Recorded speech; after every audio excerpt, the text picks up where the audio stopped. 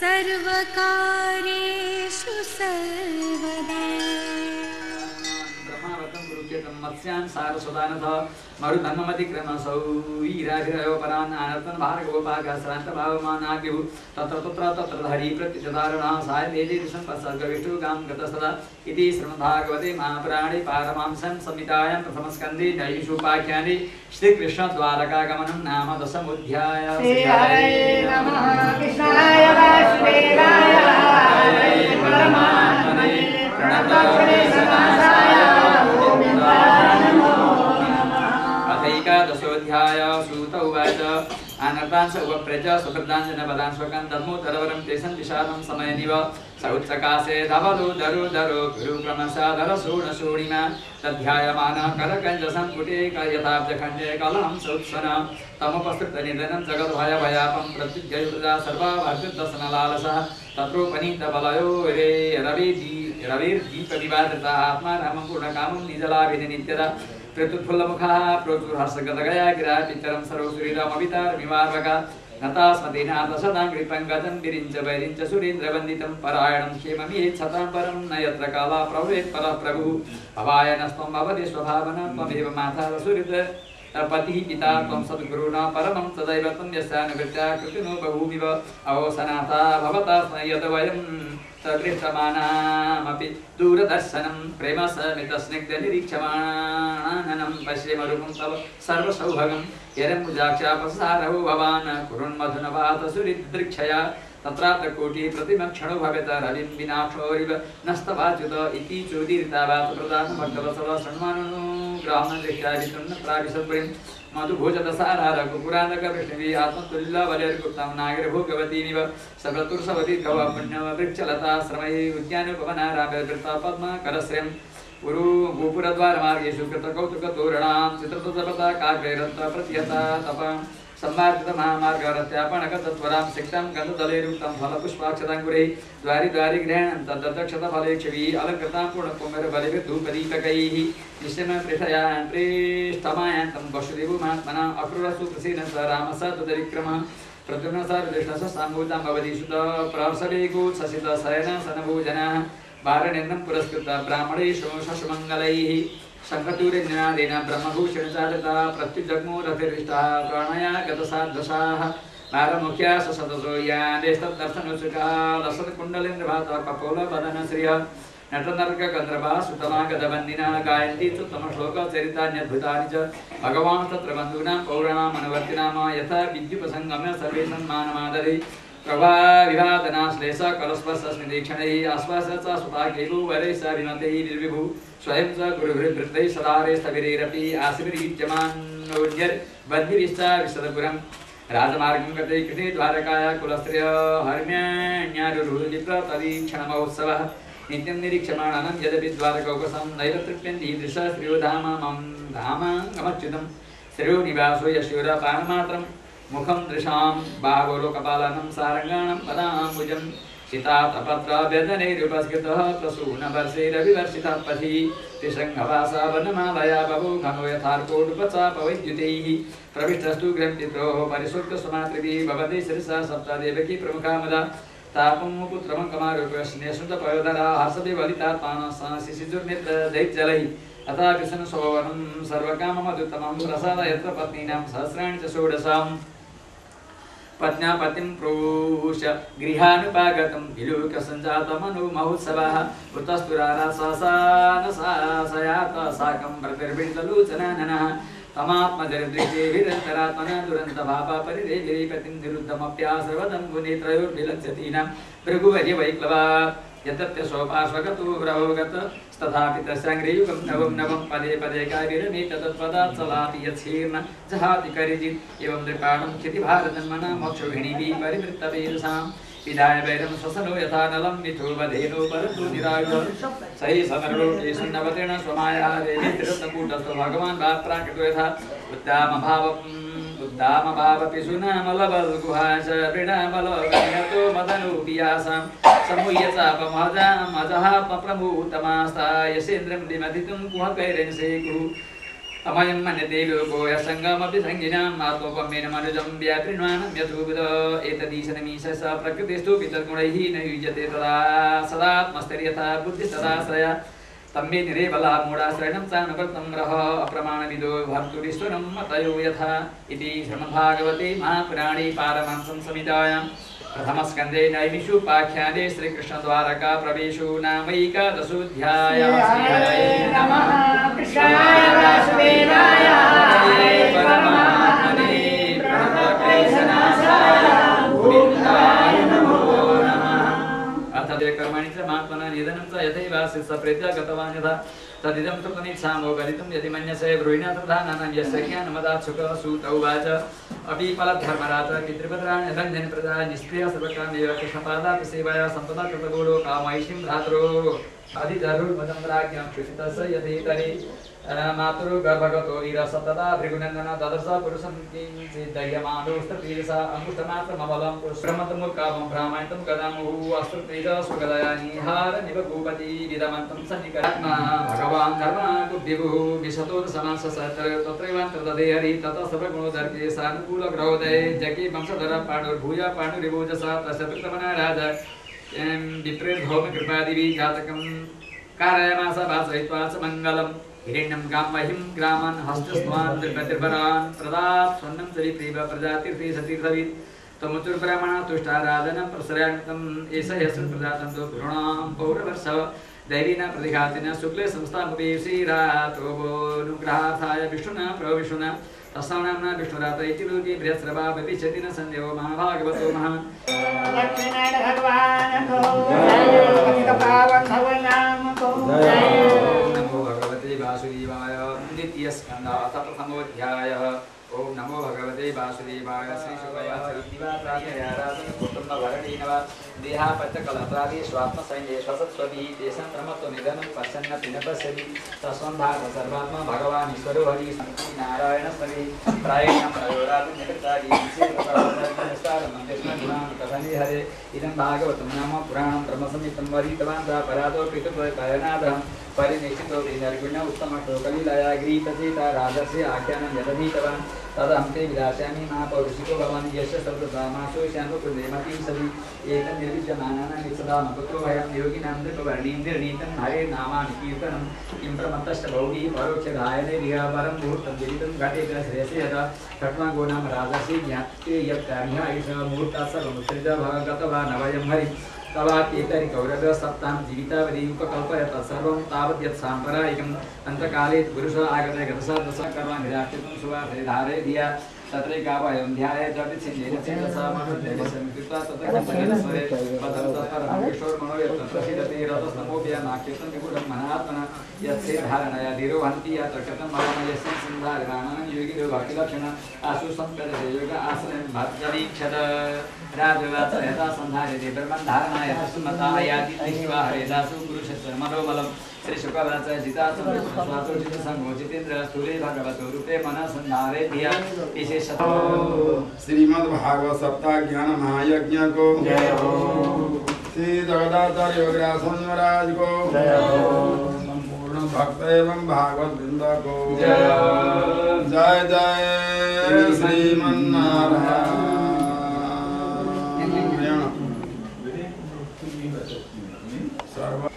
वन्दे रामानुजस्य नित्यं पदं तस्मै रामेणं योगिराजं भजामि सकलबुधपरीठं योगिराजं भजामि।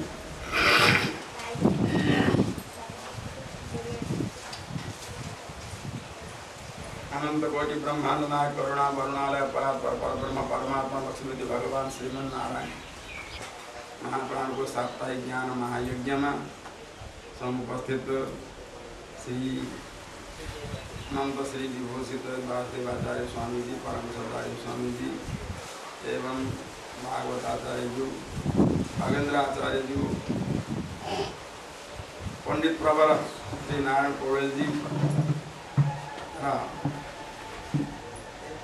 पंडित पाठ पारायण में हामीले जसलाई आग्रह गरेका छौँ देवनायक भण्डारीज्यू एवं यदुनन्दन ढकालज्यू साथसाथै कृष्ण प्रपन्न गोयलज्यू उहाँकी धर्मपत्नी सुदर्शनी आमाजी आज हामीहरूले हाम्रा अथवा कौशिक वंशबाट दिवंगत भई गएका आत्माहरूका उद्धारका निमित्त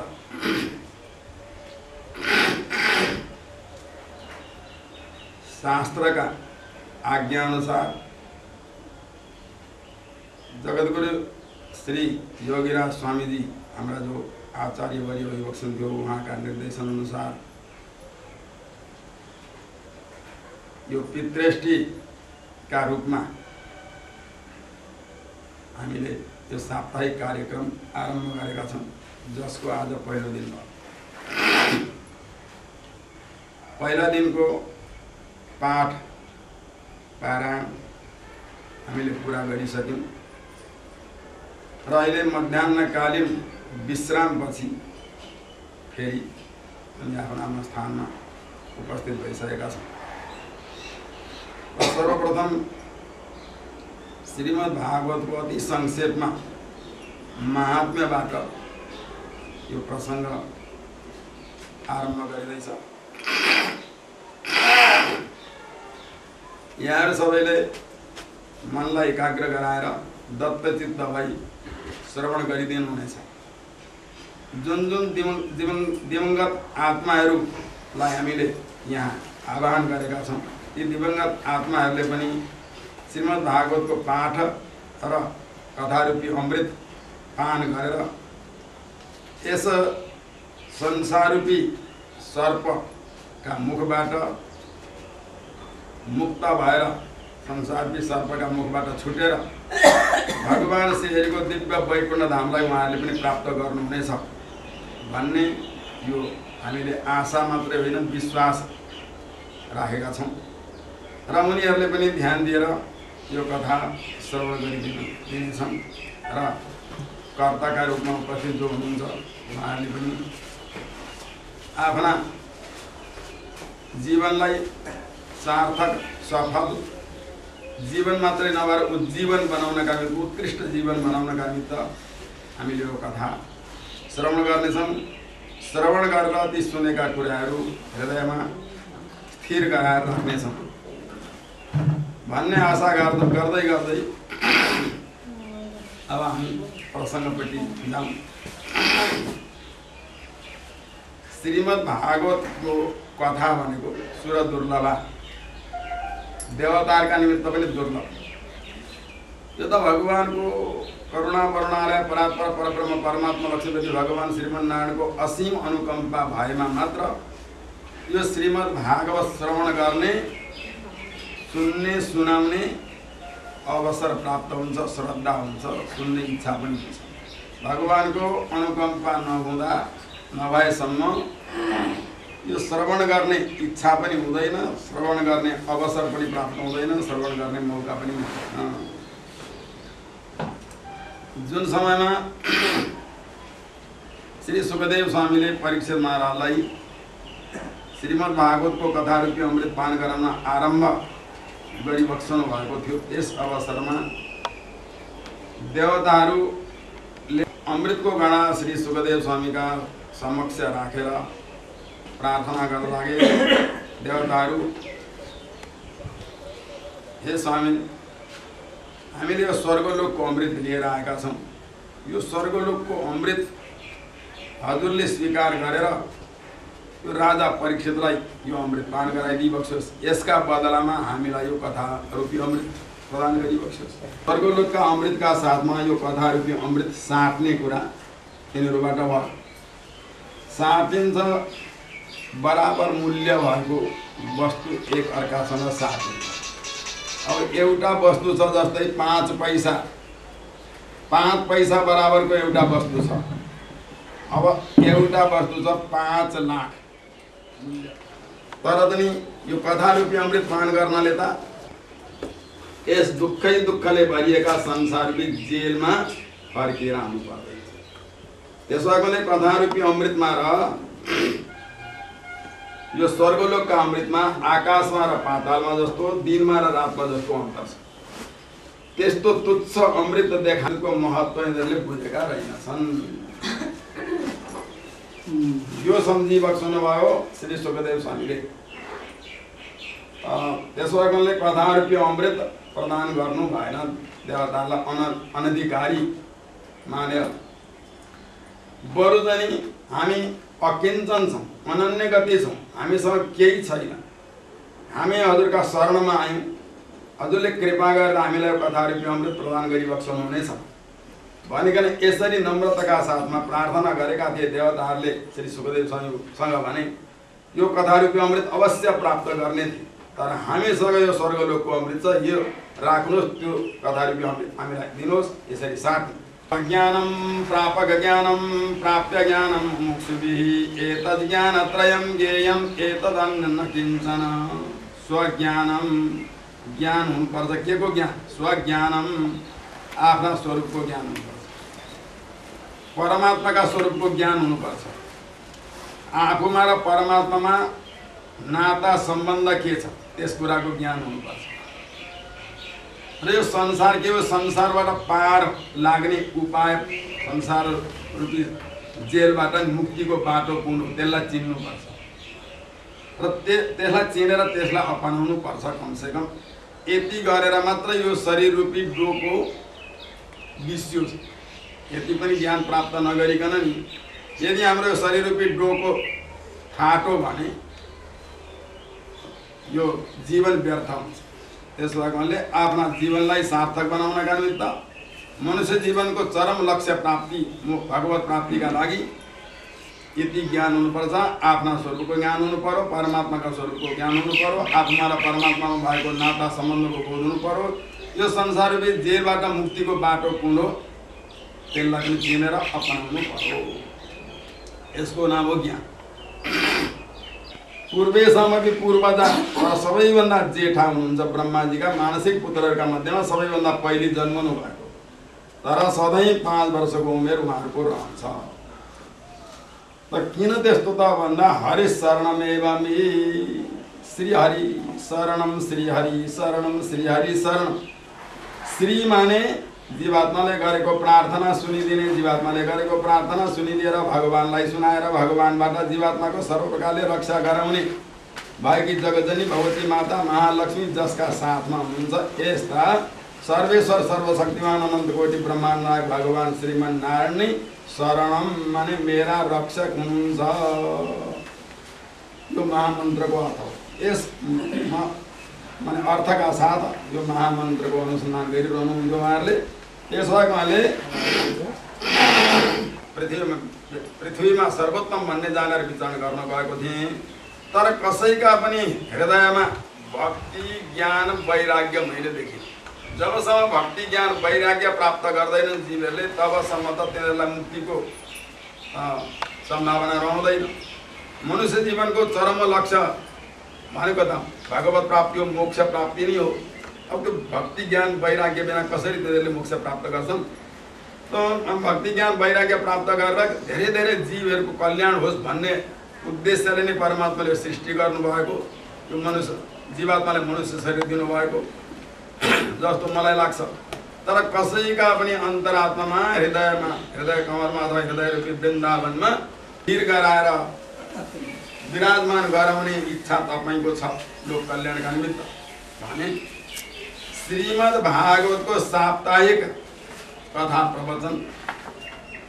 गर्नुपर्छ, ज्ञान महायज्ञ लगाउनुपर्छ। अवश्य सबैलाई भक्ति ज्ञान वैराग्य प्राप्त हुन्छ। सरकारी मुनिहरूले भन्नु अनि नारदले भन्नुभयो होइन, वेद आदि शास्त्रबाट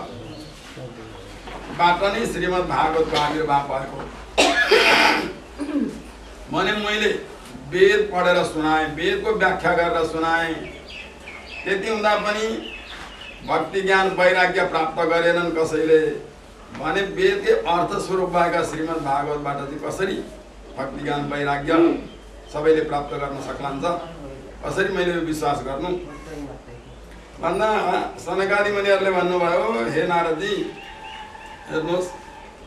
त्यो आँपको वृक्ष हुन्छ त्यो फेददेखि लिएर टुप्पैसम्म त्यो मधुर रस व्याप्त भएर बसेको हुन्छ तर त्यो आँपको बोक्रो चुस्दाखेरि पाकेका दानाबाट जुन स्वाद हामीले लिन्छौँ त्यो स्वाद हामी पाउँदैनौँ त्यो माने पात चबाउँदा त्यो स्वाद पाउँदैनौँ डाक्रो चबाउँदा त्यो स्वाद पाउँदैनौँ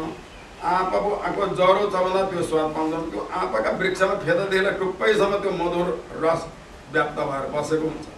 यदि बसेको छैन भने त्यो दानामा चाहिँ कहाँबाट गयो त्यो दानामा अलिअलि क्रमशः सर्दै गएर एकत्रित भएको त हो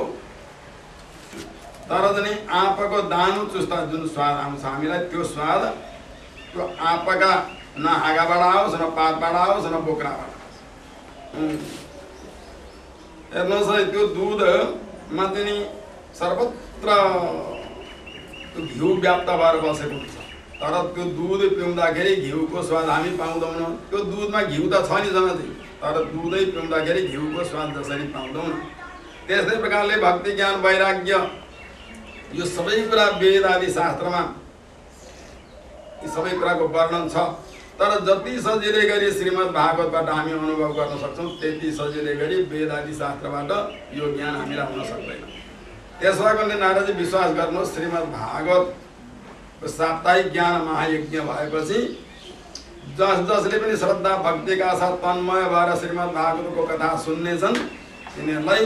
भक्ति ज्ञान वैराग्य अवश्य प्राप्त हुनेछ सनकादि मुनिहरूले बताउनु र त्यसै अनुसार नारदले फेरि प्रार्थना गर्नु अरू त ठिकै छ हजुरहरूकै मुखारविन्दबाट